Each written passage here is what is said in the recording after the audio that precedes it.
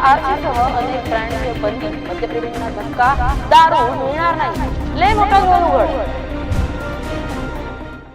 पावसाळा असो, उन्हाळा असो, नाहीतर थंडी असो, ज्या नावांचा ब्रँड म्हणून अख्खा जगात राडा असतो ती ओल्ड मंक बाजारातून कमी कमी होत गेली आहे. पण नवीन माहिती समोर आली आहे की एफएससीआयने अशी काही कारवाई केली आहे की मद्य बाजारात नुसती खळबळ नाही तर डायरेक्ट भूकंप आलाय. वर्षानुवर्ष लोकांच्या दिलावर राज करणाऱ्या Old Monk, Royal Challenge, Antiquity Blue आणि बॅक पायपर यांच्यासारख्या मोठ्या ब्रँड्सवर एफएससीआयनं बंदीची कुऱ्हाड चालवली आहे. नक्की काय मॅटर झालाय? अनेकांचा आवडता ब्रँड खरंच बंद होणार आहे का? कंपन्यांनी काय झोल केलाय? एफएससीआयनं कुठं पकडलंय आणि आता पुढे काय होणार आहे? हे सगळं आपण एकदम क्लिअर सांगणार आहे या व्हिडिओतून. पाहूयात. नमस्कार, मी स्नेहल चौधरी. आपण पाहत आहात एलएस मराठी. विषय असा आहे की देशातील मद्याच्या दर्जावर आणि खाण्यापिण्याच्या वस्तूंच्या क्वालिटीवर बारीक नजर ठेवणाऱ्या एफएससीआयनं काही दिवसांपूर्वी बाजारातल्या वेगवेगळ्या दारूच्या ब्रँड्सचे सॅम्पल्स प्रयोगशाळेत तपासणीसाठी पाठवले होते. ज्याला ब्रँडेड दारू समजून लोक आनंदाने पित होते ते निकृष्ट दर्जाचा खेळ सुरू असल्याचं समोर आलं. या तपासणीनंतर एफएससीआयनं ताबडतोब ऍक्शन मोड मध्ये येत काही विशिष्ट उत्पादनांच्या विक्रीवर आणि वितरणावर तातडीनं बंदी घातली. यामध्ये सगळ्यात मोठा झटका बसला तो ओल्ड मंक प्रेमींना. ओल्ड मंकच्या तब्बल 3 वेगवेगळ्या व्हेरियंट्सवर बंदी घालण्यात आली आहे. यानंतर दुसरा मोठा फटका बसला तो रॉयल चॅलेंज आणि अँटिक्विटी ब्लू या लोकप्रिय ब्रँड्सना. एफएससीआयने यावर बंदी घातली आहे. एवढ्यावरच हे थांबलेले नाहीये तर इनब्रू बेव्हरेजेशन्स या कंपनीच्या बॅक पायपर, डिलक्स आणि ओल्ड कास्क या ब्रँड्सनाही या कारवाईचा फटका बसलाय. म्हणजे थोडक्यात सांगायचं तर बाजारातले जे हुकमी ऐक्य मानले जायचे तेच आता एफएससीआयच्या कचाट्यात सापडलेत. एफएससीआयचा नेमका आक्षेप काय आहे आणि का बंदी आणली आहे? तर मद्य निर्मितीची एक ठराविक, कायदेशीर आणि नैसर्गिक पद्धत असते. विस्की तयार करताना माल्ट, धान्य किंवा द्राक्षांचा वापर केला जातो, तर रम तयार करताना ऊसाची मळी वापरली जाते. हे सगळे घटक एकत्र करून ते साठवले जातात. दारू जेवढी जास्त काळ पिंपात साठवून ठेवली जाईल तेवढी नैसर्गिक घटकांचा अर्क त्यात उतरतो आणि त्याला ओरिजिनल चव आणि सुगंध येते. यासाठी वर्षानुवर्षाचा काळ जावा लागतो. पण आपल्या या बड्या कंपन्यांनी काय हुशारी केली माहितीये? त्यांनी हा वर्षानुवर्षाचा वेळ आणि पैसा वाचवण्यासाठी शॉर्टकट मारलाय. या कंपन्यांनी आर्टिफिशियल विस्की फ्लेवर आणि आर्टिफिशियल रम फ्लेवर दारूमध्ये मिसळले. आतमध्ये माल ओरिजिनल नाही तर रसायनांची चव देऊन तो ओरिजिनल असल्यासारखा भासवलाय. एफएससीआयने यावर कडक शब्दात ताशेरे ओढलेत.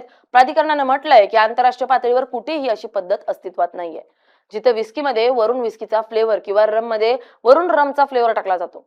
हा ग्राहकांच्या आरोग्याशी खेळ तर आहेच, पण अन्न सुरक्षा मानकांचं उघड उघड उल्लंघन आहे. या प्रकरणाचा दुसरा डेंजर पैलू म्हणजे ग्राहकांची झालेली फसवणूक आणि नियमांची पायमल्ली. अन्न सुरक्षा आणि मानके नियमाच्या नियमावलीत स्पष्टपणे लिहिलंय की जर तुम्ही मद्यामध्ये कोणत्याही प्रकारचा कृत्रिम फ्लेवर किंवा बाहेरचे घटक वापरत असाल तर त्याची माहिती बाटलीच्या मुख्य लेबलवर ग्राहकाला ठळकपणे दिसेल अशी लिहिणं बंधनकारक आहे.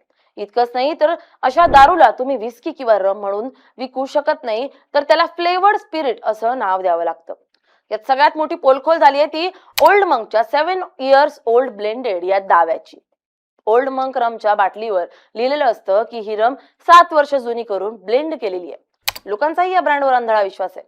पण एफएससीआयच्या तपासणीत असं आढळलंय की या रम मध्ये असणारा मुख्य भाग हा न्यूट्रल स्पिरिटचा होता जो अजिबात जुना नव्हता.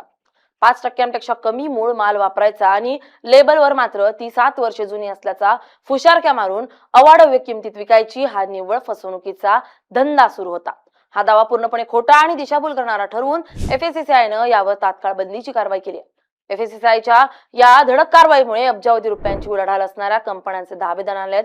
युनायटेड स्पिरिट्स सारख्या बहुराष्ट्रीय आणि देशातील आघाडीच्या कंपन्यांनी दावा केलाय की ते भारतातील सर्व अन्न सुरक्षा नियमांचे आणि मानकांचे काटेकोर पालन करतात. त्यांचं उत्पादन सुरक्षित असून त्यांनी कोणताही बेकायदेशीर प्रकार केलेला नाहीये. हा प्रश्न केवळ एका किंवा 2 ब्रँड्सचा नसून संपूर्ण मद्य उद्योगाच्या उत्पादन पद्धतीशी जोडलेला आहे असा बचाव कंपन्यांकडून केला जातोय. कंपन्यांनी केलेल्या अपिलावर आणि मद्य बाजारात अचानक निर्माण होऊ शकणारा गोंधळ टाळण्यासाठी एफएससीआयने एक तात्पुरती आणि अटींची सवलत दिली आहे. एफएससीआयने म्हटलंय की जो माल आधीच तयार झालाय आणि दुकानांच्या शेल्फवर विक्रीसाठी उपलब्ध आहे तो स्टॉक कंपन्यांना विकता येईल. पण यासाठी प्राधिकरणाने एक अट घातली आहे. या मद्याच्या बाटल्यांवर कंपन्यांना ग्राहकांना स्पष्टपणे दिसेल अशा अक्षरात नवीन लेबल लावावे लागतील. या लेबलवर हे मद्य कृत्रिम फ्लेवर वापरून तयार केलंय हे नमूद करावं लागेल. भविष्यात होणाऱ्या नवीन उत्पादनांमध्ये अशा प्रकारच्या कोणत्याही अनधिकृत कृत्रिम फ्लेवरचा वापर करण्यास FSSAIनं कायमची बंदी घातली आहे. जर भविष्यात पुन्हा असा प्रकार आढळला तर लायसन्स रद्द करण्यासाठी कडक पावलं उचलली जातील असा सज्जड दमही देण्यात आलाय. शेवटी एक गोष्ट अगदी समजून घेतली पाहिजे की ही कारवाई म्हणजे संपूर्ण देशात दारूबंदी झाली आहे याचा अर्थ असा अजिबात नाहीये किंवा ओल्ड मंक, रॉयल चॅलेंज हे ब्रँड्स कायमचे बंद झालेत असाही नाहीये.